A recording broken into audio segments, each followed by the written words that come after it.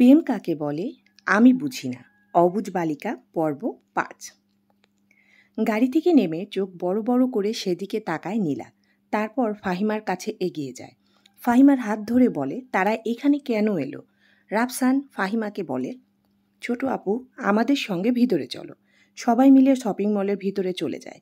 রাফসান প্রথমে একটি বোরকার দোকানে যায়। সেখান থেকে একটি বোরখা নীলার হাতে দিয়ে বলে, ট্রায়াল রুমে গিয়ে পরে আসতে। নীলা বলে, ভাইয়া আপনি কেন আমাকে বোরখা কিনে দিবেন?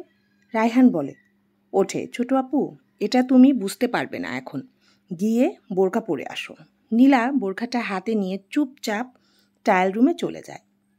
তারপর রাফসান সরাসরি রায়হান ও ফাহিমাকে বলে, আমি আজকেই নীলাকে বিয়ে করব। রায়হান অবাক হয়।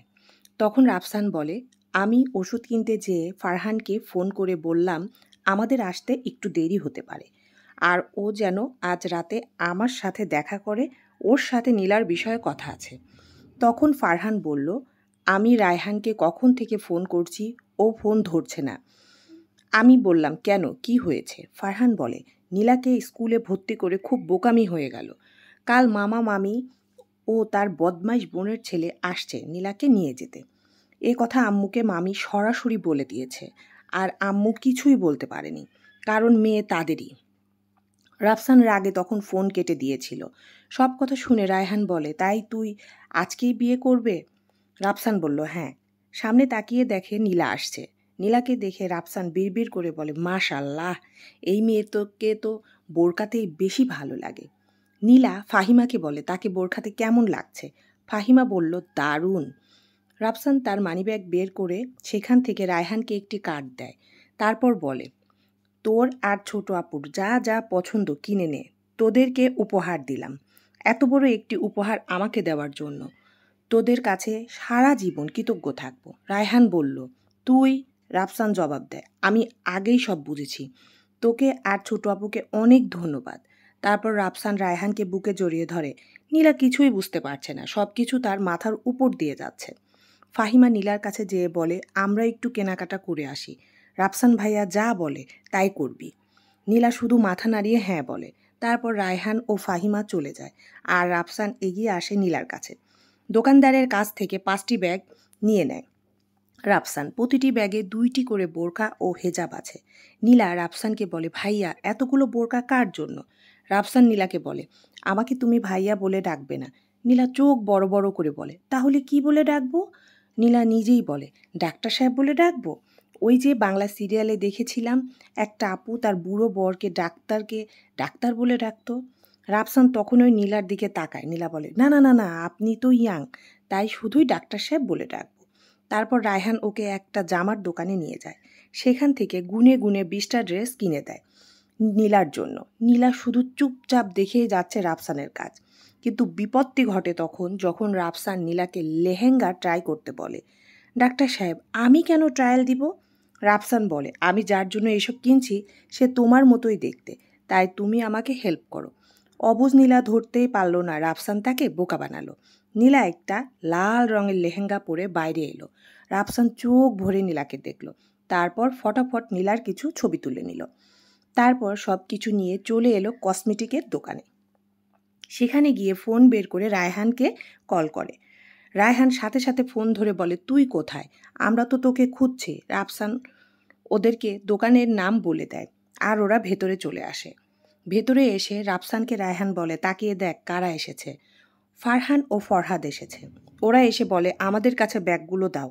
বলে রাফসান ও রায়হানের হাত থেকে ব্যাগগুলো নিয়ে নেয়।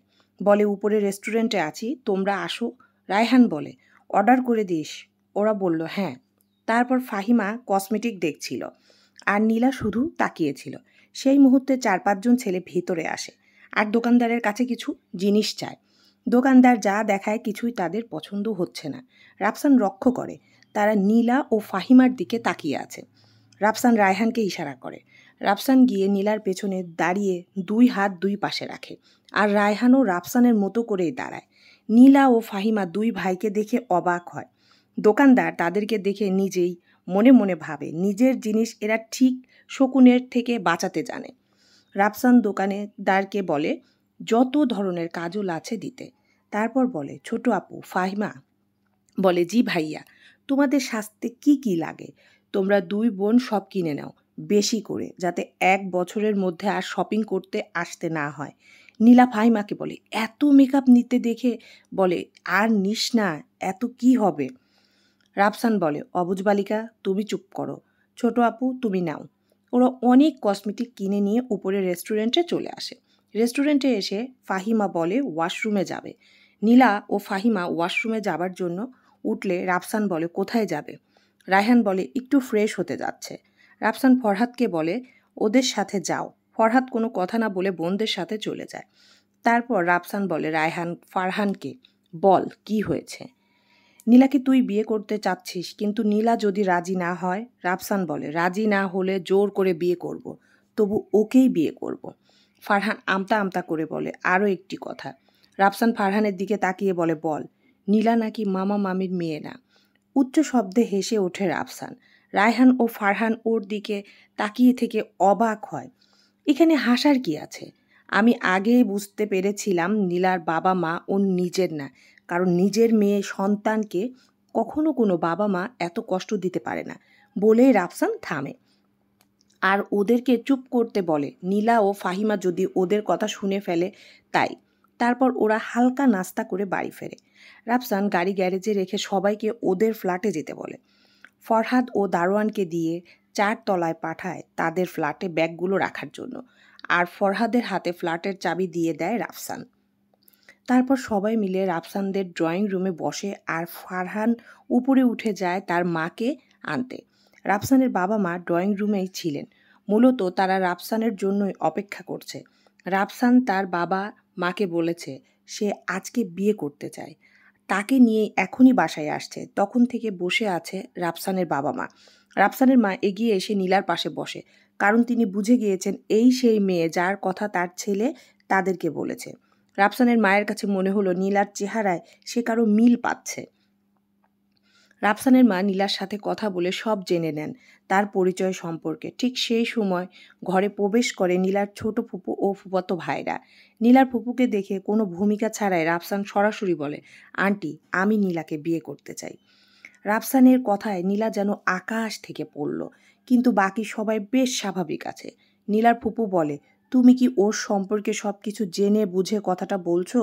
রাফসান বলে, জি, আমি সব কিছু খুব ভালোভাবে বুঝে ও চিন্তা করে বলছি। আর আমি জানি আমার বাবা মা আমার সিদ্ধান্তে খুশি হবে। শুধু আপনি বলুন। আপনি এখন নীলার লোকাল গার্ডিয়ান। আর নীলার ফুপু বুঝতে পারছে না তার কি বলা উচিত।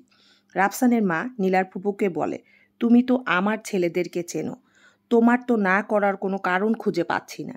আর এই মেয়েটার চেহারার সাথে আমার ছোট বোনের চেহারার অনেক মিল।